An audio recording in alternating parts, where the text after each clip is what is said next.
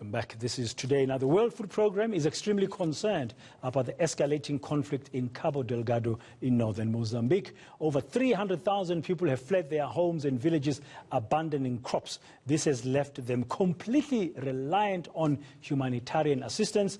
And the Famine Early Warning System, FuseNet, predicts critical food insecurity will continue into 2021. Well, joining us now to delve further into this is the World Food Programme Southern Africa Director, Lola Castro. Ms. Castro, good morning. A dire situation indeed. How severe is this crisis of food security in northern Mozambique? The situation is really very, very severe at this moment because since 2017 there have been attacks that have created displacement of populations. And now we are seeing approximately 310,000 people have left the northern districts of Cabo Delgado, Mocimboa da Praia, Palma, Kisanga, and they have gone to the same province, to Cabo Delgado province, but also they have gone beyond. They have gone to other provinces in the south, Nampula province, in the east, Niassa province.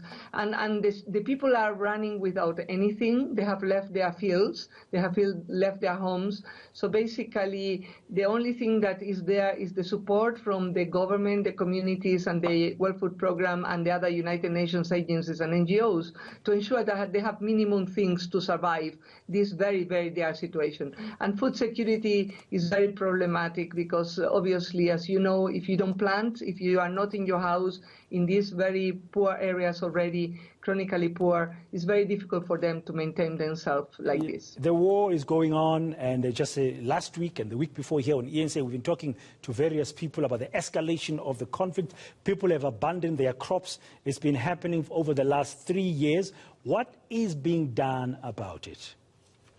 Look, we have been working with the government, provincial and central level, with the national NGOs who are on the ground. Our teams, World Food Programme teams, are in Pemba, and they have been in the districts now. They are working mostly from Pemba out to the districts and in other provinces. And basically, what needs to be done is, first, to hopefully the situation will stop, the problem will stop, and we will be able to access everybody. We are really trying to get access to all these displaced wherever they are, and we are accessing most of them. Last month, I must report, we accessed at least 200,000, and that's good news. And this month, we will need to access many more of those, and we hope for October and November to access everybody who is in need. Now, the main issue here is the lack of resources. We don't have adequate resources to buy the food locally and regionally and support these populations. How much do you need? At this moment, to feed 310,000 people on a monthly basis, the World Food Programme needs to buy the food, to move the food, and to make sure it reaches the very far distance locations, $4.7 million every month. $4.7 million every month. You might as well round it off to $5 million every month. But there must also be operational challenges on the ground. While we understand that the insurgency, the Islamist insurgents have attacked areas in and around Mocimboa da Praia, a strategic port, and those rural areas, and a number of small towns have been literally razed to the ground over the last 3 years. You must find it operationally difficult to move around. Look, for WFP, as you know, World Food Programme, being a humanitarian agency, we are working very closely, obviously, with the government and the district authorities, etc., to allow us the access to all these places. This is an area, if you remember well, last year some of these districts were also affected by the Cyclone Kenneth.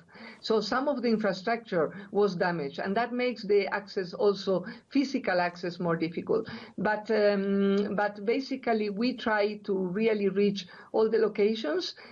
Some months we can reach more, some months less, but we are hoping that the situation will open up and we'll be able to... Why are you hoping? On what basis are you hoping the situation will open up? Have you had information that the Mozambican government might be winning this war now and the peace will be restored? Okay, the situation is clear that the insurgency is there and that there are security concerns. So no, I don't have any information on that line. Okay. I think other actors may be able to do so. But basically, what we are trying to do is to really ensure that our trucks go to all the roads and all the ports. We're also using, this is why I'm hoping, because we're also using boats, and we will be using, when possible, planes and helicopters to access the most remote locations. This is where I'm hoping that we'll be able to access. My last two questions. Thank you, Ms. Castro. My last two questions as we conclude. You need $4.7 million a month. Funding is a problem. I wonder how the response has been to your request for more relief fund and this funding. And then also, what does that give you? What do you provide the people? They've abandoned, many villagers have abandoned their fields, so they can't plow, there are no crops, and they need the food, and they can't have income. So what are you providing them with that money? Yeah, for the first question, a number of donors, international and in the region, they have provided support already. But that support ends and we will run out of funds in October. So this is why we're making this a special appeal to ensure that we continue our work with the people. What are we providing to the people? We provide a basic ration, if you want, food ration of maize milled already, or pap if you want, pulses or beans, oil and salt, and we provide that on monthly basis, a family ration. And basically, the important thing is that we need to provide it on monthly basis because people are moving and they are in different locations every month. So we really need to follow them, and that's the challenge in this situation.